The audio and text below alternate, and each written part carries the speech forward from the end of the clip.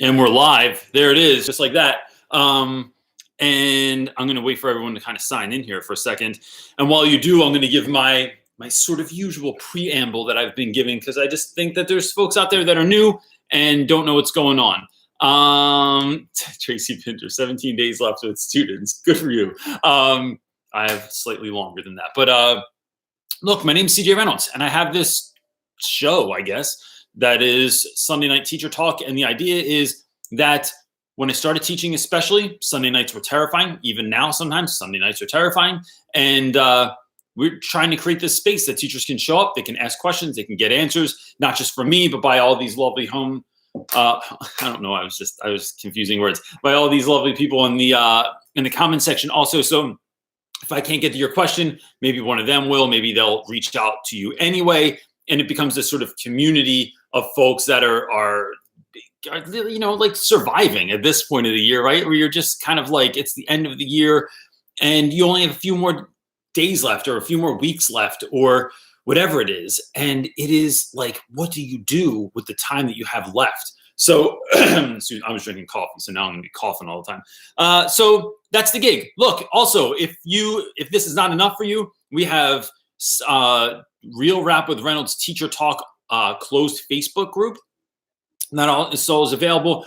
Or I also do like speaking gigs, like I'll come to your school and do a PD or do a keynote or whatever. And you can find all that information at realrapwithreynolds.com, which is the website. And that's that.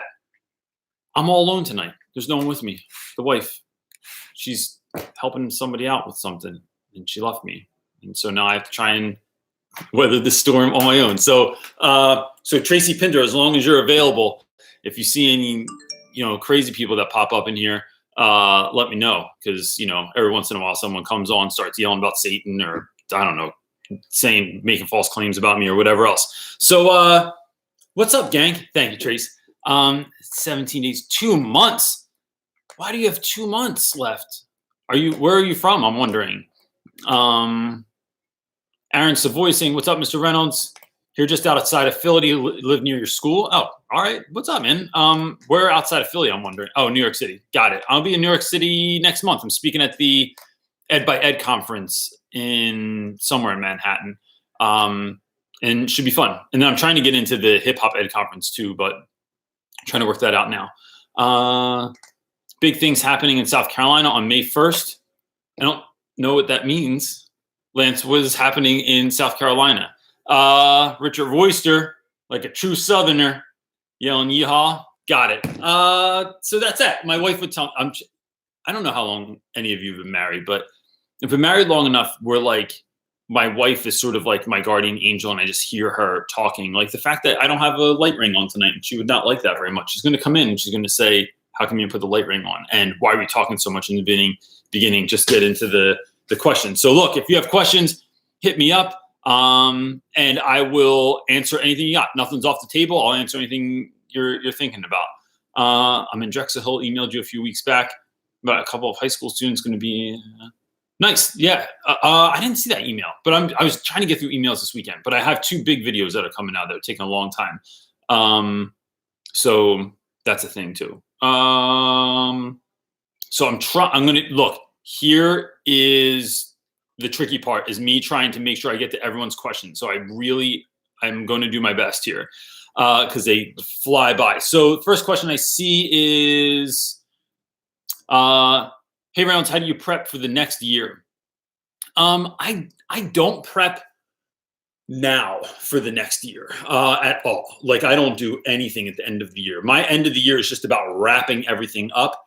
And then I generally take like the rest of June off, and I don't do anything. And I don't start at least thinking about school until July, maybe even August, depending on how big of a shift. So a couple of years ago, I started having a co-teacher. And when I had the co-teacher, it was like I had to prep over the summer so we could get sort of like all of our ducks in a row, which is a weird saying. I wonder where that comes from. I mean, ducks do walk in a row, but anyway, so that took a little bit more time. As it stands right now, I think I'm teaching the same exact thing next year, with the exception of trying to get some new books in there. So I think this year I was supposed to teach Speak and it didn't happen. So I think I'm going to teach Speak next year, and I think I'm going to teach I want to have some book that is either, I think I'm going to switch out Persepolis and not read that graphic novel any longer. And I think I'm looking for a book so I teach largely young Black men, and I'd like to have a book where the protagonist is a young Black man, but I'm trying to find something that's on grade level. So like I was immediately drawn to like Jason Reynolds books, but we'll see, because I think those are technically only a 6th grade reading level or something like that with the Lexile level and stuff. So we'll have to see. But if anyone has an idea, go ahead and throw it on the side there. That would be awesome. But that's how I do it. And then I just think about like what class, if I looked in I heard Kim Bearden say this one time. If someone looked in your classroom window, if you looked in on your classroom window, would you want to be a student in that class? And so that's what's running through my head this summer of like, how do I do that? Because I want next year to be like legendary is what I'm thinking right now. So we'll see what that happens. Let's see here.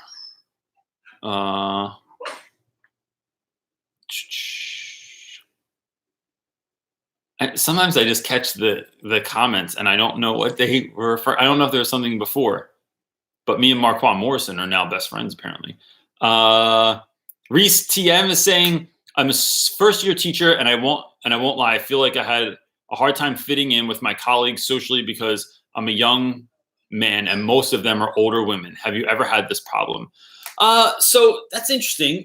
I've not, because I've only ever worked in schools that were mostly populated by young people. But on the other hand, I am absolutely the old dude at my school and everyone else is way younger than I am. So average age at my school is about 25, 27 years old. I'm 42. So when we go out places, like I am the old guy that I used to see out when I was younger and wonder like, what's that dude doing here? Like, why is that old guy here? And now I know because he works with young people and he wants to be included also. So I just find that like, there's so many commonalities if people can like really break it down, right? It's like, and just be yourself. Like, don't try and be someone else. Don't try and fit in or something like that. And I know that's easier said than done, but the easiest way you do that is just like, don't think about what kind of answer would they like to the question that they asked, but ask that question or talk about stuff that's interesting to you and note it. Like, hey, I'm clearly much younger than everyone else, but here's sort of my take on stuff. Or like, what do you guys think about this being sort of like in your stage of life or from your particular specific viewpoint? Like, just name it. And I think that helps you deal with the awkwardness maybe of being different than everyone else.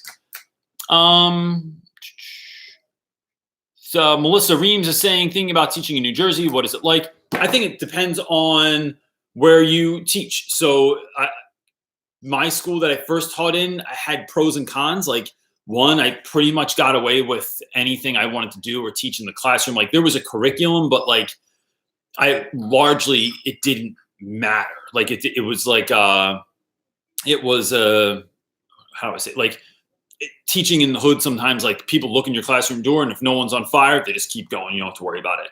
But there were a lot of drawbacks too. Like there were a lot of like restrictions, like going on class trips and getting supplies in the classroom. I only had like 1,000 copies a year that I was allowed to make. I don't know how that's even a thing, but so there was like a lot of silly stuff like that, a lot of silly rules, but I think it depends on what kind of school you're in. So I have another friend who taught close to that particular school that I was at in Camden and Collingswood, New Jersey, and loved teaching at Collingswood High School. So I think it all depends on the kind of school you're at. So I would do investigating, go on the websites, look through stuff, ask people if you know anyone that teaches at that school and ask them what their experience has been like, or if you even know someone near that school that's in that district. Typically, people in the district have a sense of like which schools are better because they've heard things and stuff like that. So that's what I would do. Let's see. Richard Oyster, I am not a kid. I wish. Let's see. I think this is a question. I think so. Stephen Kata, am I saying that right? Hey Reynolds, Canadian student teacher. Awesome. Want to ask you something. Did you want something Philadelphia/American specific novels to read? I'm recently reading, I don't know that. novel. Themes of immigration, systemic racism. I'm not looking for anything.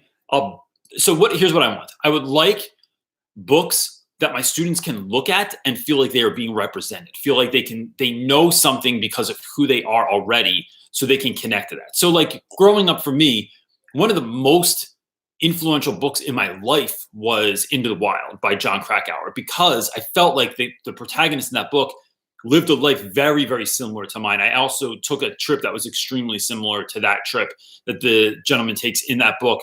And there was something to feeling like you can actually connect, feeling like this might be a parallel universe to the one that you're currently living in, because this person and you are so similar. And so I just think that like being a young Black or brown male in America, there's no matter what neighborhood you live in, really, like there's stuff that comes along with that life. And so for my students, what could they read that they would be able to connect with in that way? And for anyone reading, like watching this, like, I don't know that is like, and that's very specific to me because that's where I teach. So if I taught like on a reservation in North Dakota, I'd find literature that was particular to those students as well. Or if I taught in Puerto Rico, I'd find literature that was specific to those students as well. So that's why I think it's important to like be able to identify with the people that are in the book sometimes. And sometimes it's not. Sometimes it's dope to like be able to not identify with them and like be able to read about someone who lives in Iran or South Africa or, North Korea. And that is educational as well. Hold on. This keeps jumping all over the place. I'm trying to keep these in order. Melissa Reams is asking, am I a charter school? Yes. Charter school in West Philly, all boys school. And for the record, like people ask all the time, like, is there a difference between charter and public, or like, where do I stand on that whole topic? My school's great. Like largely, there's a lot of things I would fix or change about it, but like at its core, like it is a really great school, and we're able to do a lot more than the public schools are. I feel like public schools, because of unions, are a lot of times like unions can be useful, but they also sort of like, there's people that are just locked into systems that I'm not locked into. Like I have complete autonomy in my classroom. My rules are my rules. My lessons are my lessons. My books are my books. My trips are my trips. And so I pretty much get away. Let me say this. I've never been told no about anything in the 8 years that I've been at this particular school. I've never had someone say no to me that wouldn't work or that couldn't happen. Colt F missed last week, but I'm here. We all missed last week because it was Easter, so we took off a week. So you made it, buddy. Jada Hurley is saying, hey there, need advice here. I'm an after-school teacher, and I have a kindergarten student who is completely out of control. I've talked to my boss with this and supervisor, and no changes have been made. I think there's a second part to that. He screams in my face and won't listen. Oh crap! It just jumped. He screams in my face and won't listen to any teachers except male figures, and the majority of us are females. He just does whatever he wants, and it's not fair to my other students. It's 100% not fair, and that happens a lot, like even in my job, where students just take to certain teachers, right? So like being a co-teacher, I find that some students really gravitate towards Mr. Fines, my co-teacher. And they try and play us off one another, like we're like mom and dad. Like mom said no, so dad's going to say yes. Like I'll ask him. And so I get that on a level, but what you're dealing with, it seems very different than that. But I get that, like we listen to some people, we don't listen to other people. I think a lot of that is, Jada, is like figuring out what is that. And look, there's no quick fix for this, right? And there are no silver bullets. In education, there are no silver bullets. And so I think this takes a little bit longer than maybe you would like, or maybe you feel comfortable with, because if it's been going on all school year. But it's about finding out what that student's situation is. That kid has a story, right? Whether it's a mental, like he doesn't have the mental capacity to like communicate, or they need ADHD meds, or they need to see a therapist, or something's going on at home. Mom and dad aren't getting along, and that kid's acting out because of it. Mom and dad don't care, and that kid's acting out because of it. Mom and dad don't exist, and they're doing the same thing. Like that sort of thing happens all the time. Every kid has a story, right? Just like everybody else in the world. So what is their story? And then sitting down with them and talking with them and trying to figure that story out is the move. That's how you handle that. And when I think about that, I just think that I've learned that lesson so many times again and again and again, where I have a kid that's a total pain in my ass in the classroom. They drive me nuts. They are never on point. They never do what they're supposed to do. But then you find out their dad got arrested and beaten by the cops when they were 2 years old or 3 years old or 4 years old, and while they were in the car.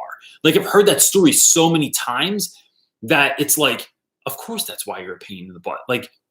Your life is a hot mess. Your life is a volcano, ready to erupt at any moment. And so you don't even have the capacity to know that the things that are in your life aren't right, that this isn't how life goes.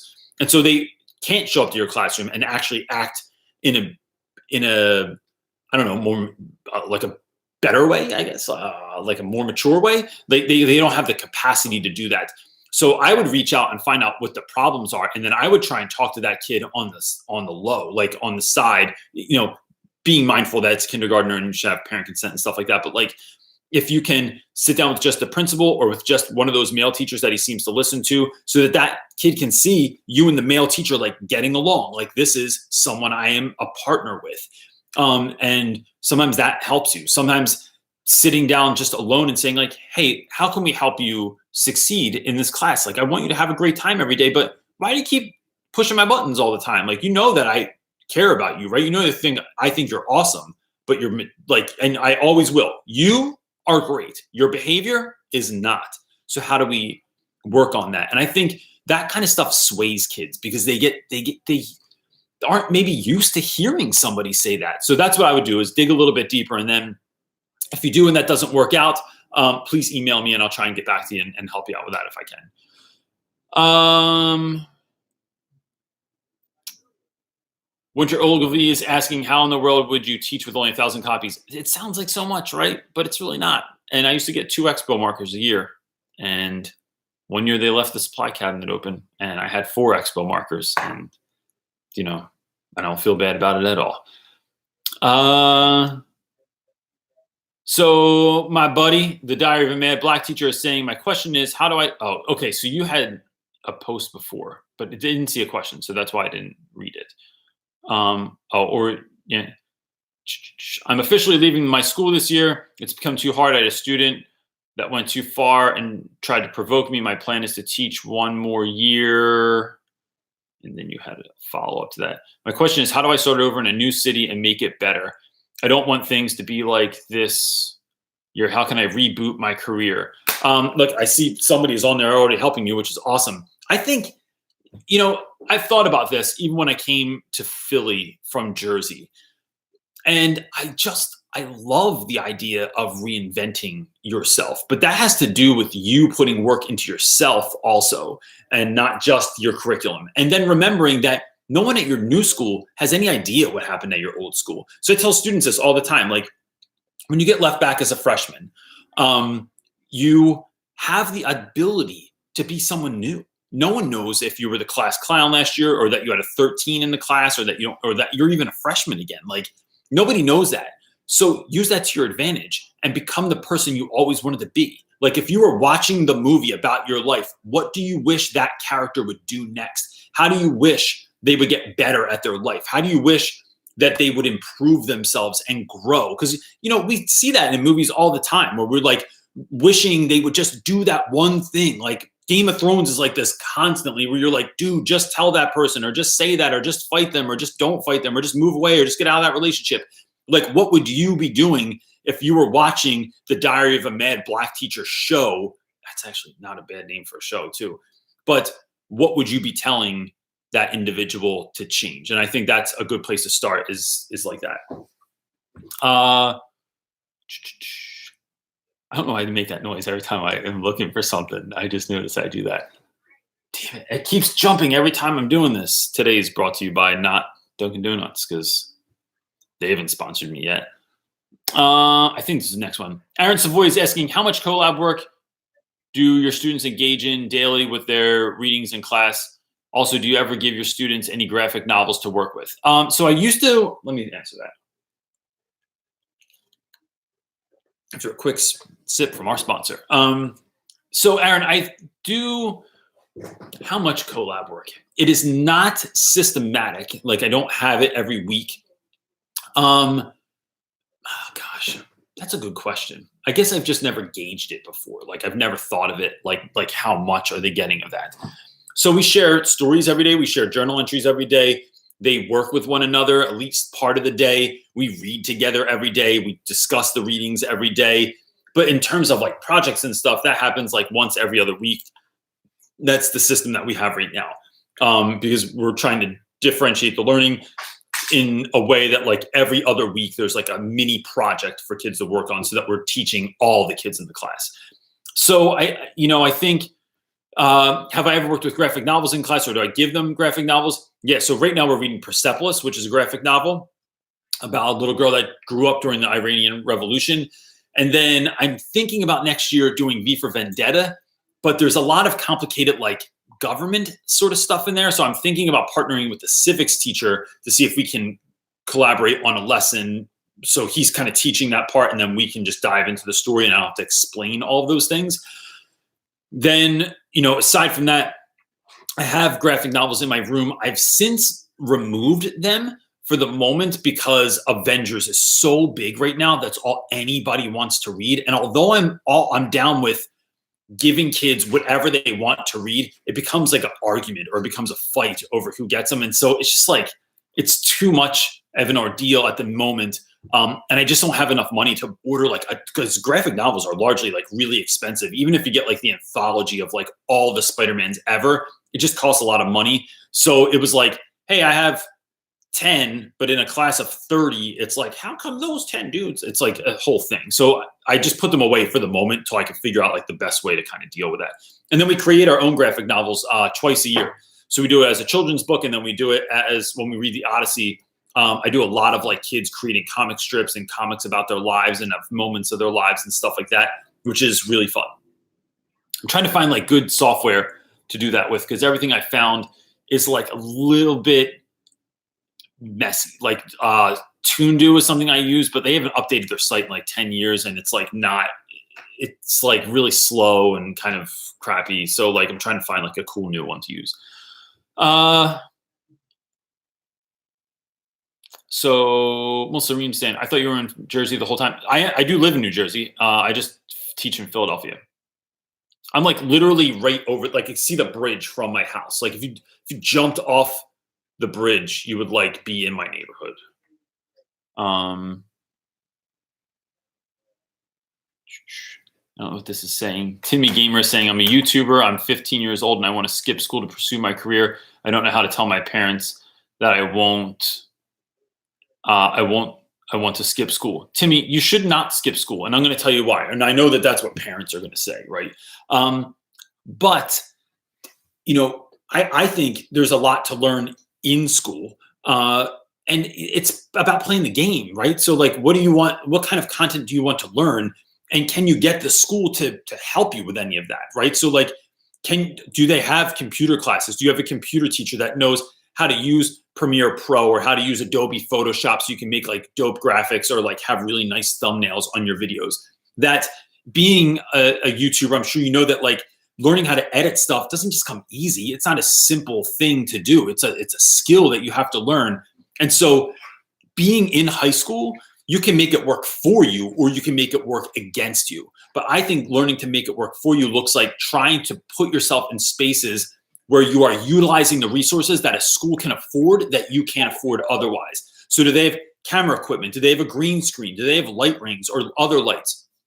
Could you practice being like on the AV team, or you record the plays, or you record the football games, or you record like maybe get the school to like let you have a camera, and if your grades are decent, you get to like, shoot the football team, but not just the same old boring, like the guy that films all the football games that just moves the camera like that. Instead, you're like making some more dynamic shots or edits or something like that. Start an after school program for kids to have YouTube channels and sit there and critique each other's channels, but like really give feedback or learn things or watch guys like Timmy Schmoyer or like Daryl Eves, who tell you like ways to grow your channel and create content. Like, I think one of the things that I see in my students that want to be YouTubers is that they think they know more than they actually do. And sometimes they do. Sometimes they are really great to bounce ideas off of, especially when I was starting out. But there is a limit to where sort of their pride gets in the way. And I'm always telling them, like, you have to drop that pride, because that's how you grow if you're humble enough. So I would stay in school and then play their game, but let it help you grow into what you want to be. Now you have a use for school, and school's not just using you. And so that's what I would do there. But good luck, man. Let's see. Dina Acton is saying, I'm not sure if this is relevant, but in the UK, there is curriculum debate, i.e. skills and knowledge-led approaches. Personally, I'm an advocate of the knowledge-led approach. Do you have a preference? So look, I'm going to talk about this not being fully educated on the situation, Dina, but I think the school system is kind of like it's broken in a million ways, right? Like we're all part of this like sort of broken system, but it's not enough for me to like jump ship, because I still see the need and I see the kids that are a part of it and I see what I want to do. And so I'm not willing to just like not do that anymore because the system's broken, right? I'm willing to work within that system. If we're talking about skills, I know there's like a big push to have like woodshop put back in in classrooms, or like home ec, or teaching kids how to like balance their checking account and stuff like that. I do think that there's a place for that. And so there's that knowledge piece also. I think, look, if we're largely teaching kids anything that they could ask their Google Home, it's going to light up now. Okay. What the answer is, it's a waste of time, right? So like, which is why sometimes I struggle with things like spelling words and stuff like that. My computer tells me like, I'm a terrible speller, right? Turns out I love writing. Like I've been writing this book and I've really, really been enjoying it, but I spell crap wrong all the time, or I can't remember a particular fact or something like that. Like I don't have to hold on to that anymore. So I think there needs to be this sort of revamping, but I think it's going to be more, I think really comes down sometimes to being more specific to the students we're teaching, right? So like what needs are there in the communities in which we're teaching, and not just sort of this blanket overall, like, let's make this new common core of things that we need to know. It's like, what are your kids lacking that are growing up in the UK, in certain parts of the UK, right? So like if you're growing up, I don't know many parts of the UK, but like I know London. So like what are kids in different parts of London, what do they need? What do they need access to? Kids in the northern part of the UK, or in Ireland, or in Scotland, or in West Germany, like what do they need? I think that's a better conversation. So I'd love to hear that conversation and the debate on it, because I just think it's fascinating. And I just would love to know that actual teachers are a part of that conversation as well, because too often it's like the admin or someone that taught for a year or heard about teaching one time because they got their doctorate in it, but they never actually did any teaching. But they spend a lot of time in schools and stuff. But it's like, bro, if you ever cooked in your life, I don't want recipe advice from you, right? I want to know that from someone that actually cooked before. So I'm going to say this name wrong. Jayun, it looks awesome though. J-A capital E-U-N. I don't know how to pronounce that. Is saying, I believe charter schools are also public schools. Charters have more freedom to run how each school, but with a different contract, performance-based. So they're not all performance-based. We are not performance-based, but charter schools were created, from what I understand, this is oversimplification maybe, because they were trying to think of new ways to teach kids, right? So like the old model of public school was thought to be like maybe stale or outdated or not as flexible. Charter schools came in and decided that they could have room to sort of change things if they wanted to. And then some found success and some don't. Look, like whenever someone tries to like recreate like mass market a school, I find that they're not that good. So like nothing against KIPP, because I'm sure there's some good KIPP schools out there. But KIPP schools were modeled after Rafe Esquith's classroom in Los Angeles. Those two gentlemen came in and visited him and created a school. That school had enormous success. But then just like anything else, if you try and duplicate that, it's not always the same thing, because it wasn't the process, it wasn't the lessons, it was the people that made the school grow. And I think that's a place that schools screw up all the time, is they forget that it's the teachers that are so important. It's not the curriculum, it's not the scripted lesson plans, it's the individuals that you're giving power to so that they can go into the classroom and actually do good work because they're smart and because they learned about this stuff. And I think that that's kind of, it was that idea behind that, is to create schools where teachers have more freedom, and not all of them do. I mean, if you go to a mastery school, mastery charter schools are completely scripted, and those teachers have zero autonomy, and it's a different animal. So Mr. Wilson, social studies is saying how to seem, I think this is the beginning of your question. How to seem more professional and older. I think some of my students' feelings of me are becoming a little inappropriate, or they think that I'm basically a high school kid who is put in charge of them. So I'm going to assume that you're pretty young. I don't know if you had a question before that, but I would say this. Look, I never told my students how old I was when I first started teaching. I didn't want them to know, and I didn't want them to know when, like, that it was my first year. But even that being said, like, I think just owning our so-called shortcomings a lot of times helps us grow. Like, yeah, I'm new, but like, think of all the great things there are to that. Like, I don't know. I haven't been punched in the face a whole bunch of times before. I haven't like been down, like screwed by the system or anything like that. Like, there's a lot of value that comes to that. And who says wisdom comes with age? I know a lot of people that have a lot of age and not a lot of wisdom. And I know a lot of young people that have accrued an enormous amount of wisdom because of the life that they've had to live growing up. Like, look, I read a book by this guy, Richard Rohr, who writes really great books about spirituality. And he said that typically a lot of wisdom comes from when you get older, because you've gone through things that were difficult, right? Like, you've lost a friend, you've lost a spouse, you've lost a child, you've lost a job.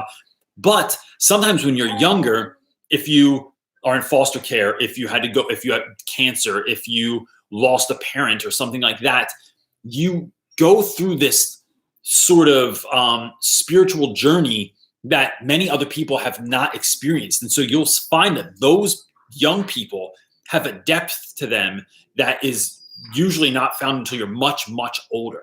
So I think it's about figuring out sort of like how do you fit in there? Like, do you have that depth? And if not, like, you can go seek it out, like go dig deep and try and figure things out about yourself.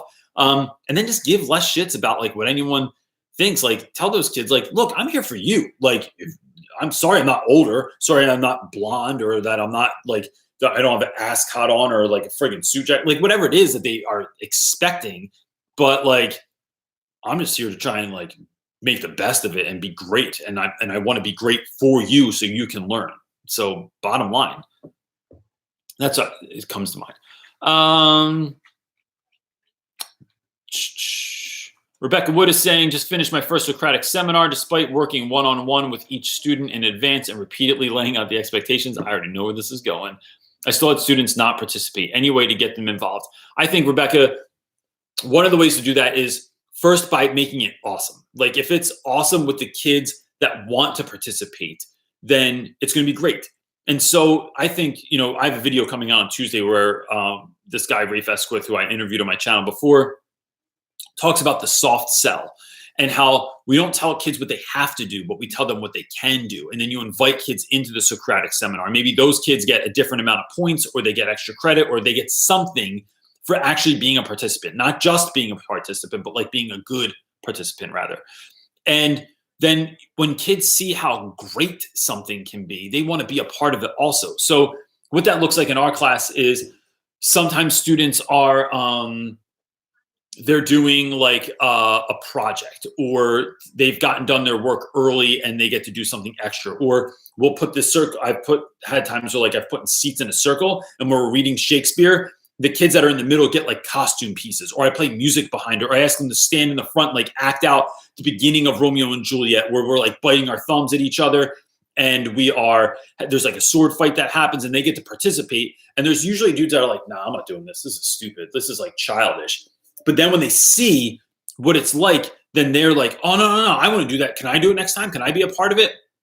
So it's only because you have that soft sell where you are asking kids to be a part of it and seeing if it's something they're interested in, that everybody else sort of gets wind of what's awesome. And look, sometimes you're just not going to have kids that buy into everything because that's not their jam. They don't want to sit in the middle of the room and have everyone listen to what they're saying, or they don't feel any particular value. So maybe talking to those kids on the side and saying, hey, what do you think about this? What's going on in your mind? What would you have said if you were a part of that? Like, I know you have ideas, and seeing if they do have ideas and then trying to encourage them to be a part of that, reminding them that they're important, their opinion, what they're thinking about that is actually important, and you think it's really valuable, and you think they're good enough to be able to speak with everyone. That helps too. Kristen Schnell is saying, hello, currently I'm in a 1-year position as a 6th grade English teacher at a middle school who loves me and wishes they could keep me long-term. That is awesome. However, they are not able to. I have been applying for jobs and have had 2 interviews. Both said no. How do you take the rejection not personally? Sip from our sponsor. I would say, Kristen, look, I'm terrible at that stuff. I take everything personally. When someone leaves a bad comment on a video, which like rarely happens, but the thing I was told was like after 20,000 subscribers, like you don't just get the nice people anymore. You get a lot of people that are just on there and just want to say weird, nasty stuff to you and make you feel bad. So, or like in school, if someone says something to me, like I'm just that dude. So I think, one, Kristen, are you that person that just is more sensitive to that, right? Because I think there's a dark and a light side to this, right?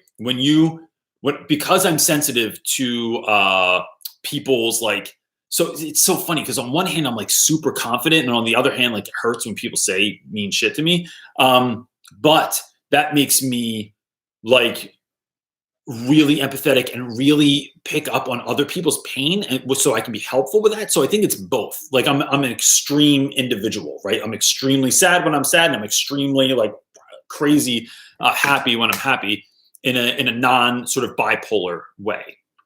So much like that's not an issue that I necessarily deal with. So maybe that's just your jam. 2, just remind yourself, like tell yourself it is not personal. Like you weren't the best fit, or they didn't see your greatness, and that's on them. I'm wondering, Kristen, like, could you ask the school you're at now, like, hey, do you have any connections that like you could help me out, like, or point me in a direction or whatever, like, so you can start making connections with people. I find that really happens at local teacher conferences. So if there's a conference going on that you can get in on, and some administrator, someone cool from your school is going to be there, and they can connect you with other people, that's a really great sort of like meeting ground for people that are all doing kind of the same kind of work. And will get you in circles that you wouldn't like be in otherwise.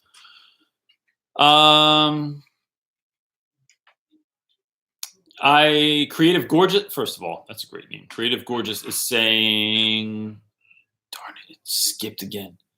I lost you. I'm going to try and get back to that. Oh, here it is. I am a math major, not an education major, who will be a middle school math teacher. Do you have any advice for me?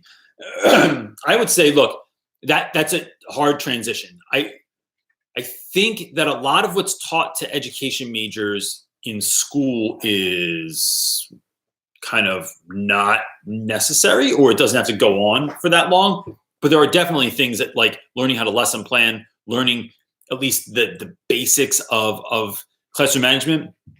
But honestly, I would say watch YouTube, which you're clearly already doing, because there's tons of good stuff on there. And then I have a Facebook group that is called Real Rap with Reynolds Teacher Talk. And on there, I don't interact with the group very often because I have 27,000 other things going on. But everyone in there is awesome. Like there's really great people giving really great advice to individuals. So if you sign up for that, it's closed. You just have to fill out the questions. We let you in, and then you have that resource as well. Then there's tons of stuff online. Do not recreate the wheel. Like do the same thing that other people are doing with your own spin on it. And then once you start at a school, just make sure that you're like going in and observing other people, and that will help you out as well. And then when you start having it, or not when you start, if you start having issues next year, just come on the live feed and ask questions. And, you know, all these great folks will be on there to help you out. John Fox is asking, one of my classes has a really difficult time doing anything that requires quiet attention and self-discipline. They're just rowdy, impulsive bunch. I love them, but it's difficult. Any advice? I think, look, John, this is one of my favorite conversations to have with students. When it's going to mess this all up, but my other question would be, what age are you dealing with? But I don't even think that matters so much. I think going into a class like that and stopping it for the day and planning on teaching nothing is the move. And then saying, why are you here? What is your reason for being here? Is it because your mom made you? Is it because you have to be here? Is it because you're forced to be here because you get in trouble with truancy? If you're not, like, if you're that, then you're a puppet. Like you're someone's puppet. Like you have no control over your life. Good luck in the rest of life. But if not, like, why don't you go on offense and let's talk about what we're actually doing here? Because what I'm doing here is trying to uplift and educate you individuals. And I want to tell you why we're doing what we're doing. And I think every day you need to tell your students not how you're doing something or what you're doing, but it's why are you doing something? And then break it down. Like, this is why in this particular class, we're working on this. This is why groups matter. This is why speaking up in class matters. This is why learning how to argue effectively. Like, you want to be like rowdy and argue? Got it. Let's do it better. Because you could get into a fist fight too, but there's better ways to get into a fist fight than to get into a fist fight the way I would do it, which would look like one of those things that blows in the wind in front of a car dealership. So like, how are you trying to do that? Like, learning to write and read is important. Being able, just because that is like being able to learn from other people. Like, books are essentially a time machine of all the knowledge that's ever been created in the world. One. Two, writing is like being able to communicate effectively is everything. Haven't you ever written a text message to someone, they got pissed off at you and you were just joking, or you didn't mean it that way because you didn't learn how to communicate effectively? So let's break it down and talk like that. Let's figure those things out. And I think those real conversations with students and like telling them that you're there because you actually care, that the rules exist in the classroom, not so you can be in control, not so you can be like the head, God of the classroom, but because you want them to learn. And so, no, you can't go to the bathroom at this exact second because I need you to learn this. And because I think you're trying to get out of it, because I know you good enough that I know that you do this every single time we read aloud, you try and split, I'm on to you. I know that, I know enough about you to kind of know where this is going. And I think that's the real conversation to have with your students. And once you do that, once you get them to figure out what their why is, and when they understand what your why is, and that's not to teach to the test, but it's to actually uplift and empower those individuals, that changes the conversation. It changes things in class because now, oh shit, now we're on a mission. Like now we're moving towards something. Now we're not just bullshitting in class all the time. So this isn't just algebra, right? This is mental gymnastics that are going to work your mind out like you would a push-up or a pull-up. And it doesn't look like you're going to use this in class, but I'm about to break it down for you on how this does actually impact your life as you get older. That's what I would do. There I am making that noise again.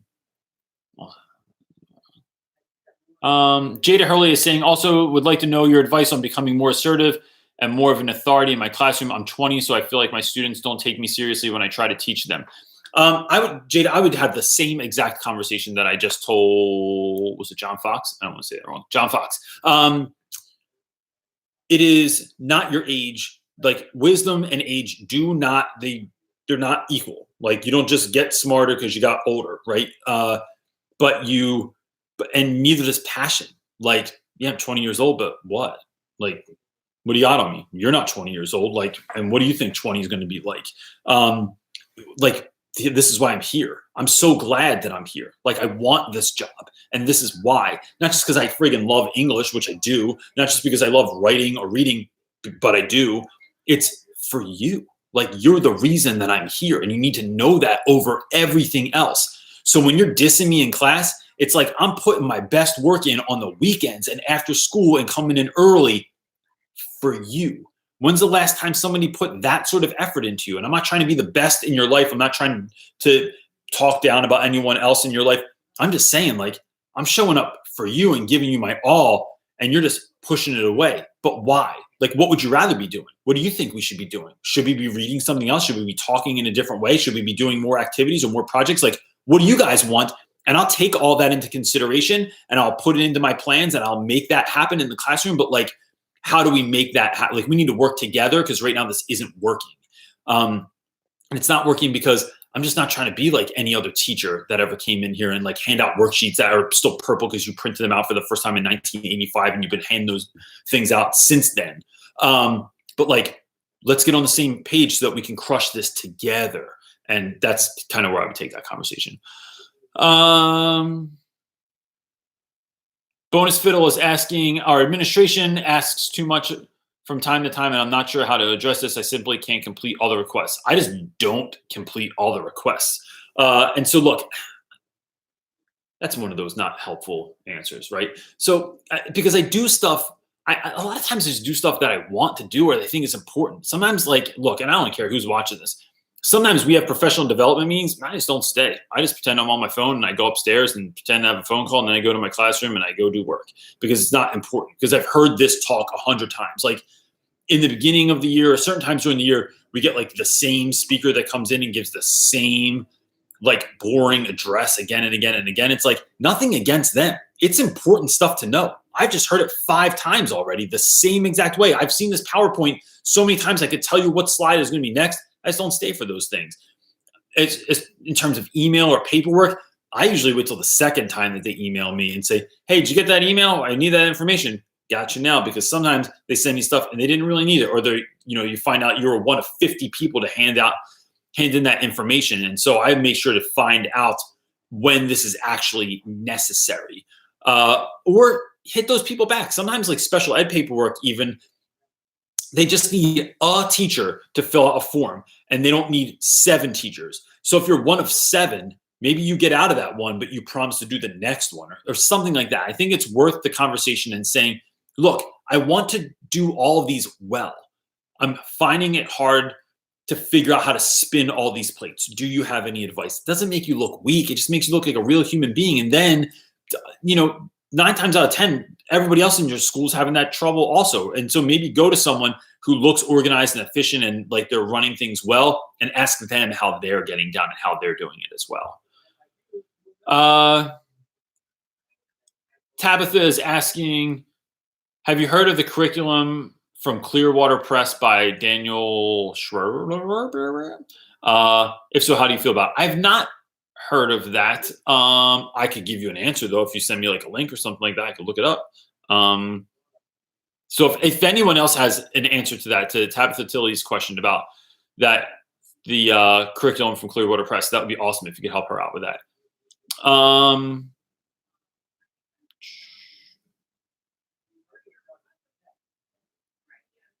trying to find a question, but this thing keeps jumping all over the place. I love all the people that are helping each other out over here. This stuff is the best, man. It's the greatest. Here we go. I think this is one. Claire S. is asking, have you heard of the program Urban Teachers? It's similar to TFA, but a 4-year commitment with a full residency year under a teacher. That's really interesting.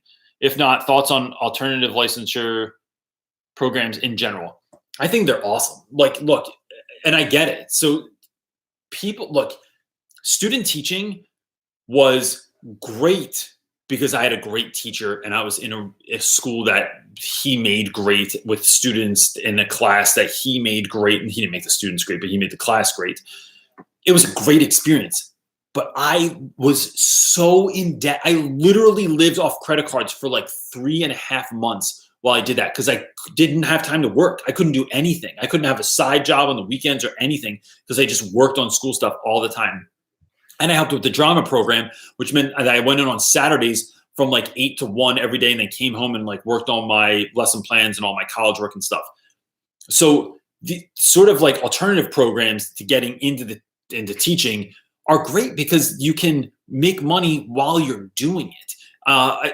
The issue is sometimes is that folks can only teach in certain types of schools, and those certain types of schools don't always have like, I don't know, they're not always like super well run, or they're like, you teach in a Title I school, which is my jam, but those schools might have people that have less resources, that have less experience because, you know, it shifts all the time. So I've never heard of urban teachers, but I love the idea of working under a teacher for a year. Sounds great. And I think the 4-year commitment, because one of my issues with TFA is you're only there for 2 years, man. And then like, if you choose to split, it's the kids that are at a loss. It's the kids that don't have someone to like, they like already have a lack of consistency in their lives. And now you're like, all right, did my thing, going to law school, going to go become a politician, doing whatever else I'm doing. And that just sucks for kids. I hate that piece of it. So yeah, that's, I think it's an awesome idea if that's what you want to do. Betty GB is saying, what item or what idea can you give me to interest my 5th grade son to see the value in reading? He currently reads at a 4th grade level and about to go to middle school. I really want him to love reading. Look, I think, Betty, there's a couple things here, right? I was listening to something the other day. There's this guy, Monty Don, that I really dig that is a gardener. And he says that you should get your kids to garden, right? Like it's just something that you should get them to do.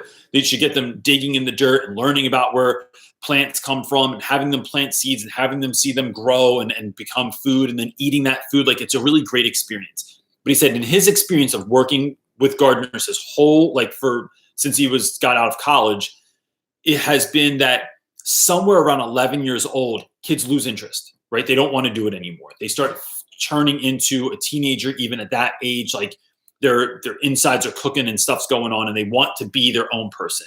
So as much as we want kids to do that, right, they just don't. But if you plant the seeds when they're young, they might come back to it. I didn't read a book from the time I was 10 years old. I read comic books probably till I was about 13, maybe 14. I didn't read anything till I was 19 years old. I never read a book. I didn't read a novel. I read magazines about drummers. That was it. But I think to instill a love of reading, one of the things that we do with our kids is we have reading time at night where it's like 20 minutes. We turn off the TV, we turn off the music, and we all read together. So it's this thing we're doing together. Then we talk about what we're reading. And I do this in class also, where I'm always talking about whatever book I'm reading and why I'm reading and what I'm learning from it and how excited I am to get to this next part. So when we start reading together in class, like, everyone be quiet, do not distract me because I can't wait to see how this turns out or what this next idea is going to be. It's about building that culture of talking about those things. So when you're sitting at dinner, it just becomes part of your conversation. Hey, I've read this really interesting thing today. I want to read this part of this book to you. Do you mind if I, like, before you go to bed, if I can read this? You're planting seeds there. And so even if they don't want to read, you're, helping them along in that way. I think also audiobooks are a good way to get kids to still read, right? You're not reading the words, but it is still that sort of, you're still exercising that muscle on some level and you're increasing your vocabulary as well. So like, I think that is some of it. And also tell them you'll buy any book that they want. What book do you want? I'll buy it for you at any time. Like even times when I've been broke as hell, if we're at BJ's, because BJ's always has Captain Underpants for some reason, and the boy sees the new Captain Underpants book, just grab it. I'd put something back so that you can have the book and you can read it. Or we're going to the library, or we're going to cool libraries, like not just our lane local library that we have, but like we're going to the next town over where they have like a sick library, and just building that into them. I think that's how you do it. Let me see. I'm trying not to skip anyone's stuff. Tabitha is asking, I'm sure you answered this before, I just missed it, but what is your stance on Common Core? I think anything that's common, I think anytime we try and put a blanket over anything, we are worse off for it, right? Like especially when government is involved. Like, look at the dietary like guidelines for individuals. Even it's the worst, man. It's like laughable what the U.S. government thinks that we should be eating. And so I think that, you know, the curriculum should be more individualized. It's just hard to do that it's like trying to make this work in a system that doesn't allow for that. So I think there's great things about it. I use it, I apply it to my lessons, but I make it work for me instead of trying to work with it. Let's see. Aaron Savoy is saying, Mr. Reynolds, I would recommend looking at Red Sun as a graphic novel. Okay. As this might interest your students, is a story of what if Superman landed in communist Russia and was raised by farmers. That's really interesting. I am going to look at that. Red Sun. Nice. How do I settle down my class? This is Elijah Emmanuel. I think you have to build in that consistency, right? My students get quiet every single time I ask them to. There's not an exception. If I count down from 5, everyone's always quiet. Now, do they stay like that long? No, but I give them the out. So I count down from 5. Yo, I need your attention on me. In 5, 4, 3, that's 2, 3, 2. Thank you very much. I appreciate it. I need your attention now for 30 seconds while I give you these directions. And then I'm going to set you off on what you need to be doing. Do I have 30 seconds? Awesome. Here's what you need to know. And then I keep it short and I let them know when the out is. I'm not going to sit here and lecture for an hour or 30 minutes or whatever it is. I need this much time to say what I need to say. I need you to pretend you're listening to me right now and hone in. Let's hone in. Got you? All right, here we go. And then no messing around. I get it done. But they know what needs to be done so that can happen. And then those like offenders that keep talking all the time, you got to have really conversations with them outside of class. It cannot be done in class. It has to be before school, after school, during lunch kind of situation. And that's when you're talking to those dudes and figuring out what the issue is. Like, yo, I want you to succeed. Like the same kind of thing I told everyone earlier. Like, I want you to succeed. I want you to do great, but you're not if you're doing this. Like, you can't do 2 things at once, right? Ron Swanson said, never half-ass 2 things, whole-ass 1 thing. And I think that conversation with students really helps get that idea apart or across. But it is definitely consistency. It is definitely building relationships with students, and it's definitely like just consistency across your class. Like, this is what I expect every single day.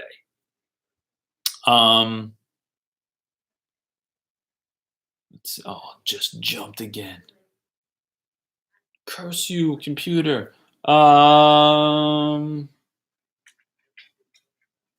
I don't know where that question went. So I'm going to jump in here. Unicorns Rock is asking, you're an amazing human being, by the way, Unicorns Rock. I'm running my first session as a teacher at a teacher conference over the summer. Any advice in terms of what I should have for printables for them and keep it all technology based? So wait, let me read that again. I'm running my first session at a teacher conference over the summer. Any advice in terms of should I have printables for them or keep it all technology based? I think you could go either way, but here's what you want to stay away from. Whenever I speak, I don't want people to have to take out their phones and take pictures of my PowerPoint or write anything down. I will send you everything. I'll send you, let me know, just email me. You can write your name on a thing before you go, and I will email you my whole slideshow. Everything's always on Google. I'll send you the whole thing. I'll send you everything that I mentioned. I'll send you all the book references that I made. Just hit me up because I want you to be able to hone in and pay attention and not feel like you have to, like I'm throwing money out and you got to collect it right now. No. I'm sending money PayPal. So like you can just chill and appreciate this, and then you still will get your payoff. So that's what I would keep in mind when you're doing that. Is like, hey, before I even talk, I just want everyone to know this whole slideshow is available on Google Drive. Just send me your an email requesting it. I'll send it to you so you don't have to feel like you have to take pictures or write anything down. And if anything I say, you're wondering like, what did she say or what was that? Just please take my contact information at the end. Anything I reference, I will send a link to it, no problem. And people will really, really appreciate that. gosh, I hate missing questions. As a supply, a lot of teachers will choose. So this is Rob Smith is asking, as a supply, a lot of teachers will choose to misbehave for the cover teacher. Do you have any suggestions to help engage the class and keep them on task while the normal teacher is absent? I would talk to the students, Rob. I think the bottom line is having real conversations with students about anything. And so, like, look, this is what I expect when I'm not here. Like, I think one of the best markers that you're being a good parent is when the grandparents or the babysitter says, your kids are so great. They were so well behaved. And you're thinking, really? They're kind of like monsters at home a lot of times. I'm glad they were good for you. But that just shows that your kids feel comfortable with you and they feel like they can get away with certain stuff. But when someone else comes in, it's a reflection on you too. So I think having that conversation with the students and saying, like, look, I know this is what happens when someone's not here. Here's what I want to do. I want to blow this individual's mind. You know, they already expect from you that you're going to be animals. You know, they expect that you're not going to behave. You're not going to do stuff. I want this to be the class that they come in and they're like, yo, what the hell's going on? What? Everyone's like doing work and quiet, not asking to go to the bathroom 75,000 times and like not screwing around. Like, this is ridiculous. And maybe you build an incentive where, like, I don't know what kind of classes you teach, but like, I put in my subplans that like my students are allowed to listen to music while they're doing work. But that changes. Next time there will be no music if that's going to be the situation. I used to work with a woman named Miss Ash in Camden that would call the class that she was missing. So she would call and tell the sub, hey, can you put me on speakerphone real quick? And her class was on lock all the time. And then she would say, like, hey, is everyone being good in there? Just want to make sure everyone has what they need. You're not misunderstanding what's being asked or anything like that. Great. I'll be in tomorrow. I really miss you guys. I hope you have a great day. All right. Be on your best behavior. Okay, Miss Ash. And it would work like a charm every time. Just the sound of her voice on the phone kept everyone in check. And I always really loved that idea. So I think that's the move. But talking to kids about why it's important to do the work when you're gone, why it's important for you to be respectful of the person that's covering, and then also making that work meaningful that you're leaving, not just leaving some kind of busy work so that they have something to do so they can be quiet, but making it lead to something that's going to be important in the future. Let me see. Sorry if I'm missing anyone's questions. I'm really trying my best here and trying to get stuff. So I'm looking for question marks is what I'm looking for.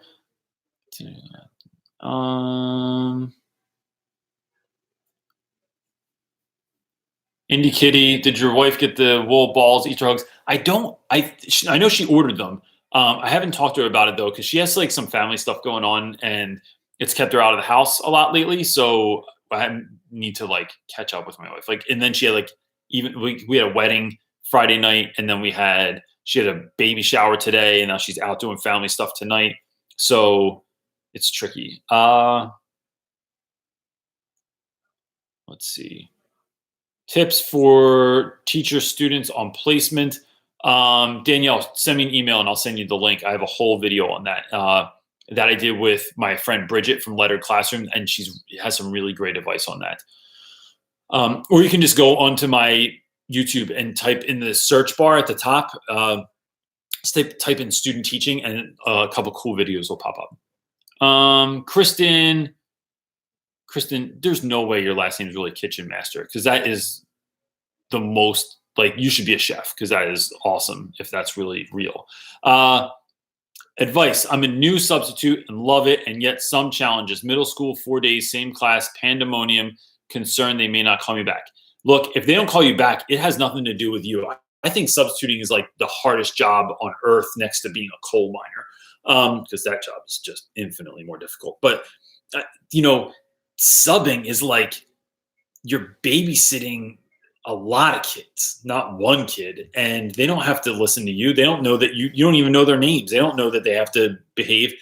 I think if you can get through it, if you survive and you keep getting called back, what I've learned from other people, because I only substituted one time because I hated it, was that, those kids, like, they know you, they see you, and they start comparing you to the other subs. And it's like, they walk in, they're either like, oh no, this person again, or, oh, thank God, we don't have Mr. and Mrs. X, and now we get to have you. So I think just ride it out. And if you don't get called back, no one's going to talk about you doing another school. Maybe that school doesn't get to have you back. Maybe that school sucked so bad that like you have to go do something else or work somewhere else because that school doesn't have their stuff under control.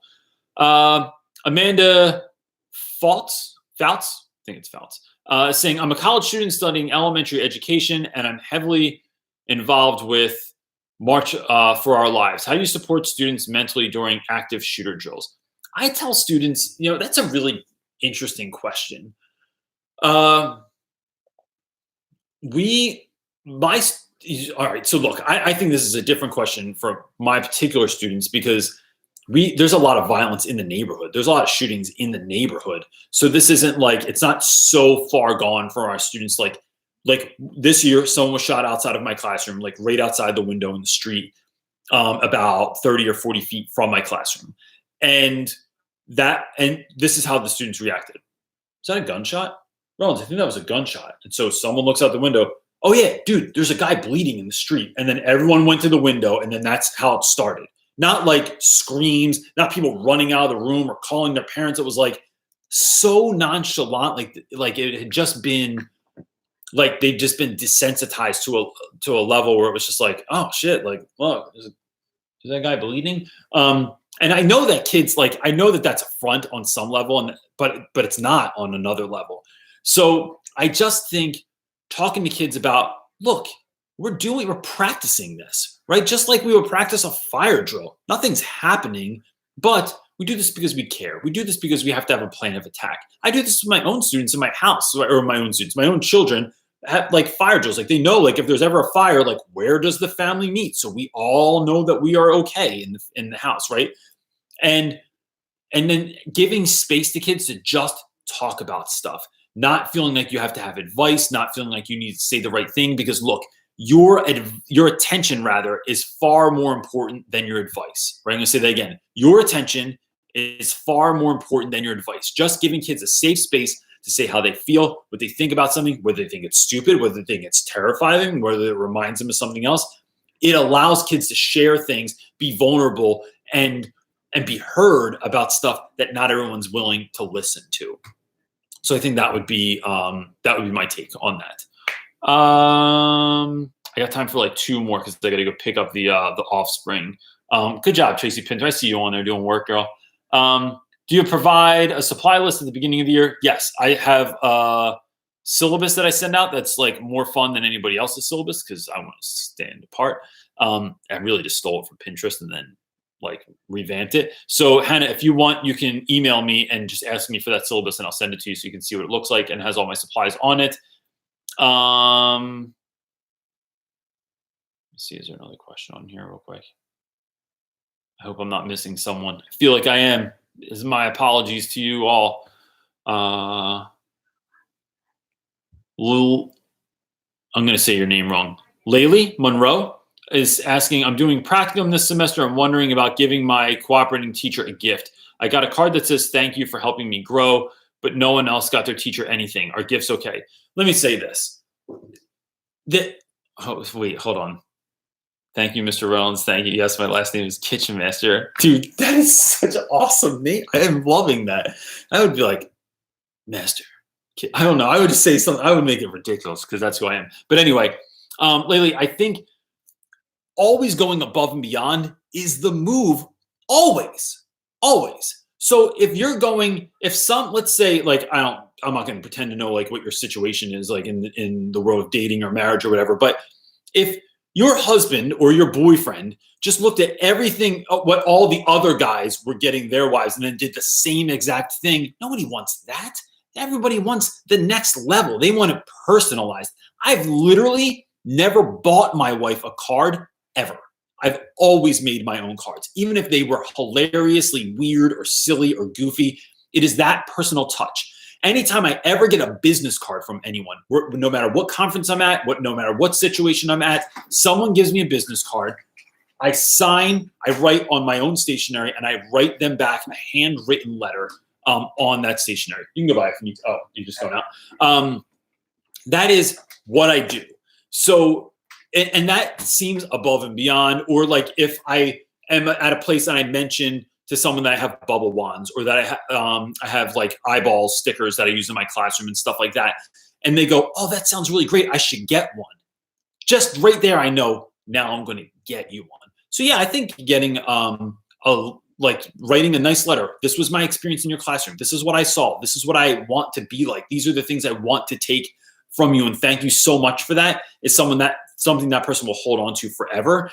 And then getting them something nice that you feel like they need, or that they would want, or that they would appreciate is totally fine. I think that is a great way, whether it's a book or a gift or something else, like to just say thanks. Teaching is one of the most underappreciated profession, and maybe it's not. I have no idea, but it is large. Like you feel underappreciated as a teacher a lot of times. So to have anybody reach out and give you something, help you out, like is always appreciated. And I think that is just like a really lovely idea that you came up with.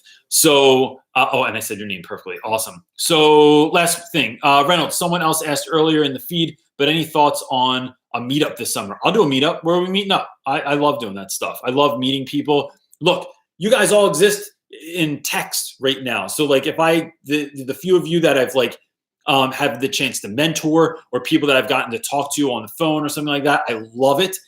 People that I've gotten the chance to go out for dinner with or drinks with at like different occasions, it is the best. So I'm down to go out anywhere, do anything. And one of the things we're going to try and do on the website this summer is have people know where I'm going to be speaking. So even if it's a closed session, so sometimes you have to pay to get into these certain things, or it's a certain high school that's hired me to come speak or something like that. You can't get into that, but I'll be in that area. And so if you want to do lunch afterwards or dinner afterwards, like, cause you see, I'm going to be in North Jersey or Ohio or Florida or Texas or Colorado, like hit me up. Cause I'd love to be able to do that. And that's it. So look, come to Colorado. Sarah Collins, have your school contact me and I will give them my rates and availability and I will come to Colorado. So that's it. Look, guys, I have a new video up. So look, don't leave yet because people are leaving. I wanted to really tell you this really quick. I have a new video up that is about differentiated learning, right? Part of that I did as a partnership with Scholastic, right? Scholastic wants to give one of you a free year subscription to Scholastic Magazine, which comes with all their online content and all that other stuff, comes with lesson plans. It's really, really cool deal. So all I need you to do is go into that comment section and leave a comment, like, and have the word Scholastic be the first word, right? Just write Scholastic, and then whatever your comment is for the video is fine. But that's how I know who to pull in for the drawing, and then we will draw someone's name and announce it next Sunday on the feed, on this live feed. So all you do is go on there. It's the differentiating instruction video that talks about like I think it's me and my kids are in the thumbnail. They put out yesterday, I think last night. Go on there. Scholastic's the first word, and then whatever comment that you have on there, and then we'll pick one of those people this week. We'll let you know next week on the feed. And if we don't make the feed, we'll just make sure that like we contact you, like we'll get in contact with you. And that'll be that. So that's it, everybody. I hope you have a really great week, and that's it. Peace. Awkward ending as usual, because I got to hit all these friggin' things and then it ends.